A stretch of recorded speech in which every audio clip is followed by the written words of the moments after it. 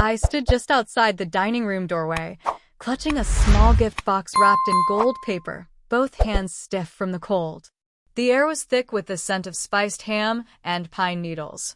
Someone had gone all out, candles flickering, name cards carefully inked in fancy cursive, wine glasses glinting like they were waiting for a magazine spread.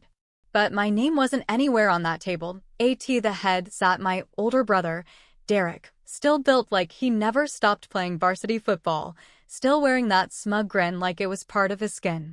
He was slicing through the honey-glazed ham like he was the damn king of Christmas dinner. Maybe in his head he was. Sitting beside him was my cousin Madison, draped in one of Mom's old scarves. Pale green silk. The one Mom always saved for Christmas Eve at St. Luke's. Madison sipped her wine like she'd lived there forever, like the chair she was in had always been hers. I scanned the table again, hoping I'd missed something. Maybe a chair had been moved to fit a dessert tray. But no, every seat was filled. Everything was set, deliberate, complete. Without me, I turned toward my mom, Darlene. She was smoothing marshmallows over sweet potatoes, eyes fixed anywhere but on mine. When I tried to say something, her attention suddenly locked onto the turkey like it had whispered a secret. "I think you forgot my seat," I said, quietly, trying to keep it from cracking. Derek didn't even flinch. Still chewing, he muttered without looking up, "It's outside, with the dogs." And just like that, the whole room held its breath. Madison let out a quiet little snort, like it was some inside joke. One of our second cousins shifted awkwardly. A fork clinked against a plate. Nobody said anything. Not one damn person laughed or even looked confused. I just stood there, face burning, and honestly, I couldn't decide what hurt more, that Derek said it like it was nothing, or that nobody else in that room had the guts to say it wasn't okay. They just let the words sit there, like some sacred curse no one wanted to break. I could have yelled, slammed my gift on the floor, made a scene, but instead I walked over, placed the tiny box right in front of Derek's plate, leaned in just enough for him to hear me, and said, "Check under your plate." Then I turned and walked out, an dramatic exit. No waiting for someone to stop me. I just stepped into the icy December air and let it hit me hard, proof I was still here. Still breathing. When I was a kid, Christmas used to feel like the best thing in the whole world. Back then, the tree stood next to the front window, not some over-designed Instagram prop, but a slightly crooked spruce with mismatched ornaments we'd collected over the years. Derek and I used to fight over who got to hang the glass moose, the one with the chipped antler. Dad would break it up by holding it himself and saying, "This one's for peace." Peace doesn't pick sides. That was Dad. Harold Briggs. He always smelled like sawdust and diesel, with grease stains on every shirt he owned, even on holidays. But when he smiled, the whole room felt steady, like nothing could knock it loose. He used to ruffle my hair and say, "You've got grit, kid. You'll outlast all of us." Back then, I thought he was just being weirdly encouraging. Now, I think maybe he saw something I hadn't yet. Derek wasn't always like this either. We once built a snow fort so high, we couldn't see over it. I slipped climbing it, split my lip open, and he cried harder than I did. Hauled me inside screaming for Mom, wrapped me in a blanket, and whispered, "You're not allowed to die. Ever." That version of him, the one who saved me the last bite of fudge, who let me ride shotgun on firewood runs, I don't know when he disappeared. I don't even know if he said goodbye. And Mom, she used to hum when she cooked. Soft and a little off-key, but sweet. I remember how she'd sing Silent Night while peeling potatoes, swaying a little in her worn slippers, apron floating behind her like she was dancing just for herself. I saw her. Even when she thought no one was watching, I always watched. She always made sure my favorite mug was on the table. White, with faded holly leaves. She'd fill it with cocoa and way too many marshmallows. I didn't see it this year. Didn't really expect to, but I noticed it was missing. What happened to that house? What happened to the people who used to fill it? Was I the only one still holding onto the good parts? Because somewhere along the way, The joy got sharp, the warmth turned thin, and Derek started speaking for the family like he'd been elected, and I guess no one bothered to vote. Over time, my voice just faded, got smaller.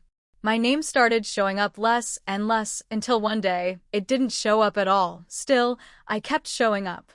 I kept hoping it was just the grief talking. That maybe it was just stress.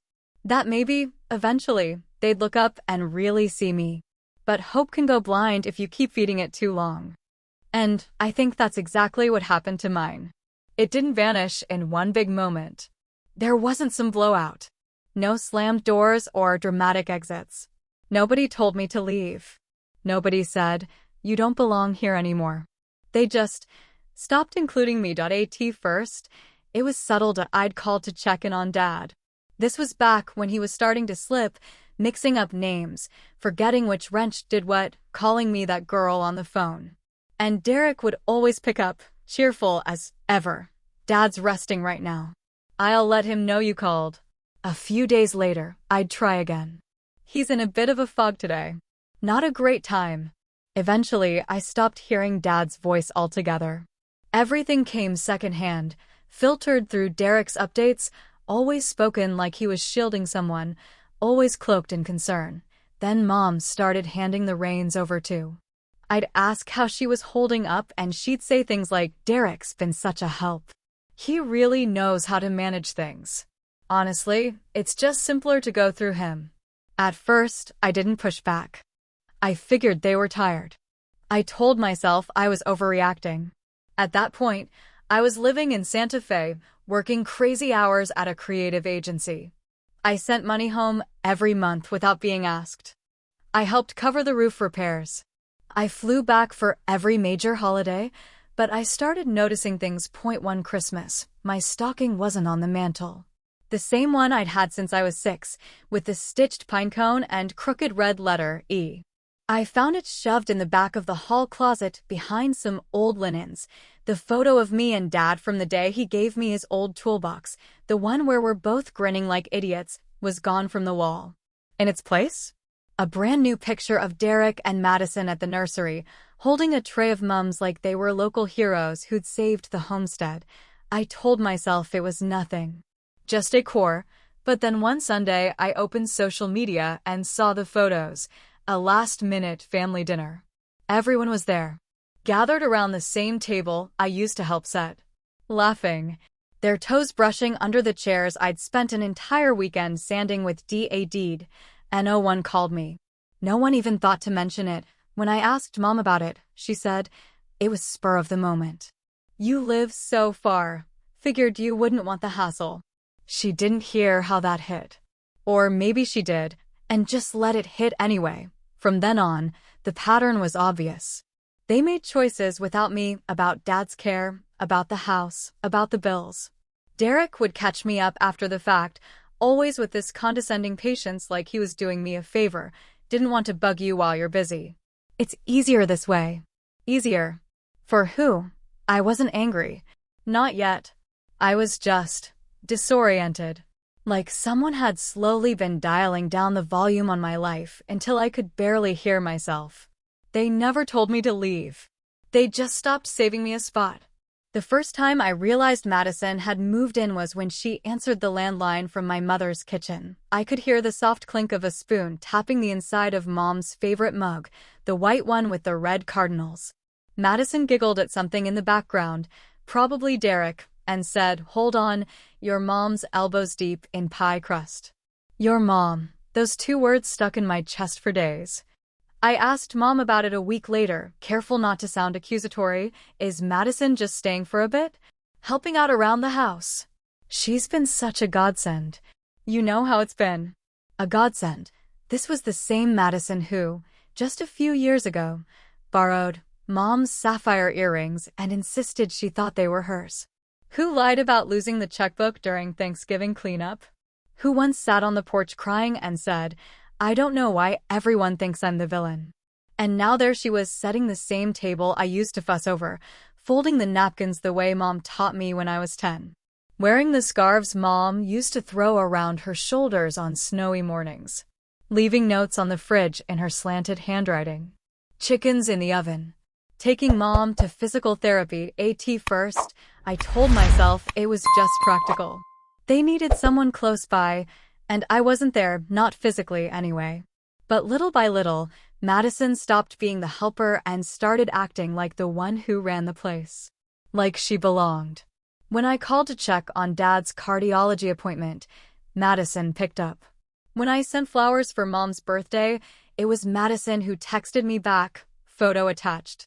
Mom, holding the bouquet, standing beside Madison, smiling. The caption read, "She adored them."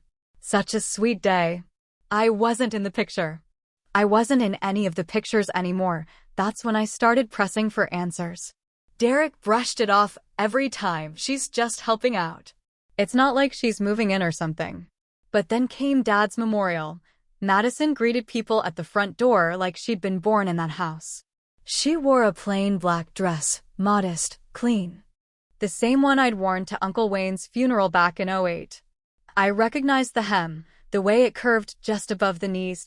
I'd left that dress in the upstairs closet. It wasn't hers. She stood next to the coffee table, refilling mugs of cider, telling stories about my father like she'd grown up in his back pocket. People laughed, nodded along, even teared up. They believed every word she said. And I stood off to the side, still wearing my coat, hands freezing, watching as bit by bit, my place evaporated. Later that night, I tried talking to my mom, gently. I wasn't trying to point fingers. I just needed to understand where I stood. She's only trying to help, Meredith. You've always been overly sensitive. That was when it hit me. It wasn't that they forgot me. It's that they found someone easier to slide into my place. About 2 months before Christmas, I drove up to the house without calling. I wasn't even planning to go inside. I thought I'd just park in the driveway, look at the porch swing, sit with the memories of who I used to be when that house still felt like it had my fingerprints on it. But when I pulled in, the driveway was empty. No sign of Derek's pickup. No flicker of Madison moving through the kitchen window. Nothing. I got out anyway. My key still worked. Inside, the house was too quiet. No radio humming, no muffled TV. Just the steady hum of the heater and the soft moans of the old wood floors still creaking like they were trying to speak for someone. I wandered down the hallway until I ended up at the door to Dad's study. The only room that hadn't been messed with. Everything else felt off. Like someone had tried to recreate a memory from a photograph but couldn't quite nail the expression. But that room, his study, was exactly the same. The recliner still slumped in the middle like always. His old metal toolbox sat beneath the lowest shelf, chipped red paint, and a half-busted hinge. The brass clock by the window still ticked 10 minutes behind, same as always, face smudged and faded, and then I noticed it, the cabinet in the corner. Dark wood, brass handle. I'd seen him open it dozens of times growing up, but I never paid attention to what went in there. I knelt and gave the door a tug. It stuck for a second, then finally opened with a quiet groan. Inside, tucked away, was a small metal safe. My breath hitched. A memory came rushing back. I must have been 17. Dad had told me, half joking, that he kept an emergency key hidden in his favorite book. Said it was just in case. I stood up, scanned the shelf.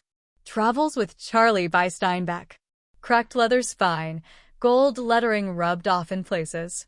I flipped it open. The key was still there. I didn't know what I expected when the safe clicked open. Old receipts, maybe? Or nothing at all.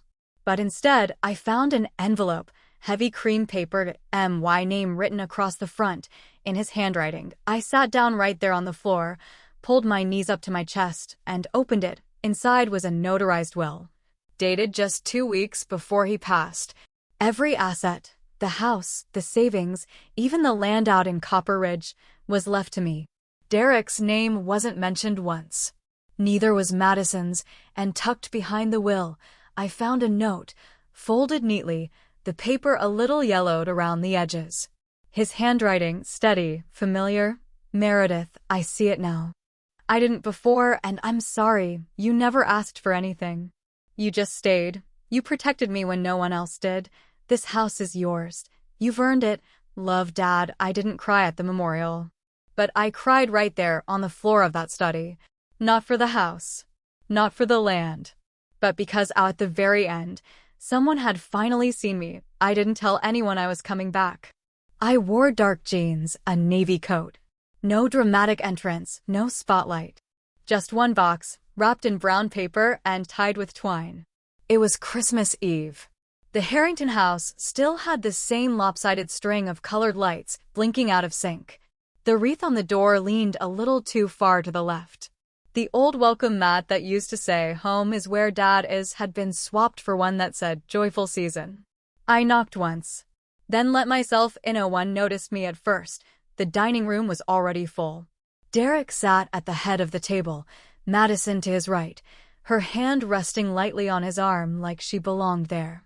Mom sat across from them, smiling in that polite, distant way she used to reserve for neighbors and church ladies. My seat wasn't there again, but this time, I didn't flinch. I stepped forward, set the box in the center of the table, and looked straight at Derek. He blinked. "Meredith, what are you?" I didn't let him finish. "Check under your plate," I said. My voice low, but steady. He frowned, lifted his charger, and there it was, a key. Brass. Old. The safe key. The one Dad used to keep hidden behind Steinbeck. Derek's eyes snapped up to mine. Confusion. A flash of something else. Unease. Not fear. He didn't know enough yet. Mom stood halfway from her chair, her smile starting to tremble. "Meredith, this isn't." "I'm not staying," I said calmly. "Just dropping something off." Madison reached for the box. "Is it a gift?" I looked at her. Through her, in a way. She pulled her hand back like she'd touched a burner. I turned toward the door.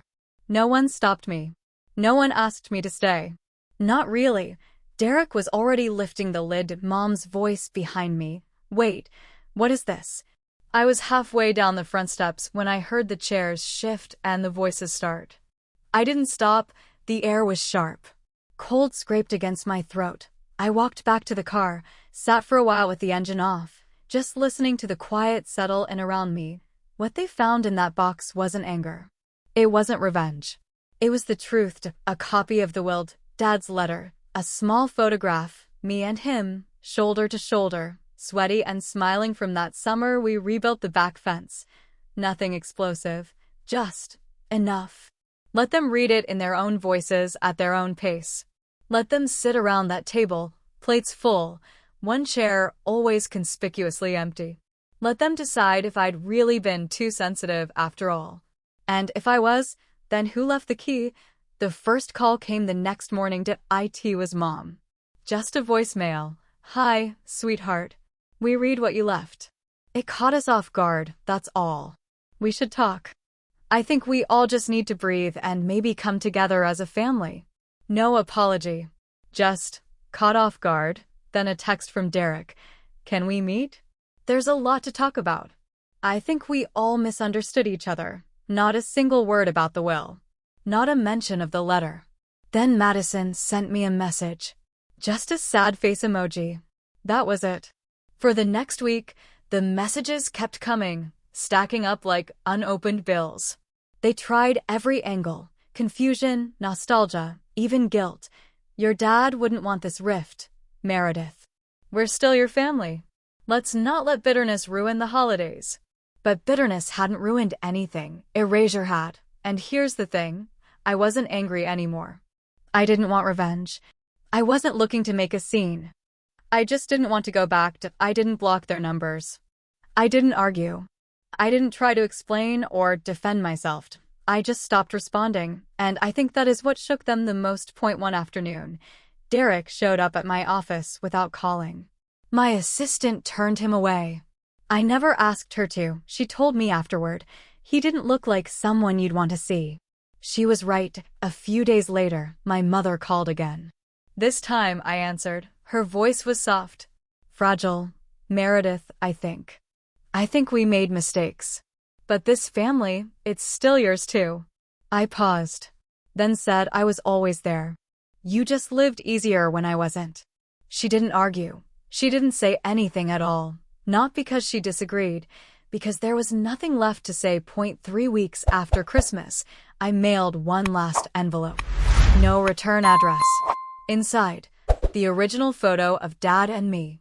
The one from that summer by the fence, the same one they'd taken down from the hallway wall years ago. I didn't include a note. I didn't have to. A week later, a neighbor texted me a picture. I hadn't asked her for it. She just said, "Thought you'd want to know." There it was, hung again. Not inside the Harrington house. Not above the fireplace.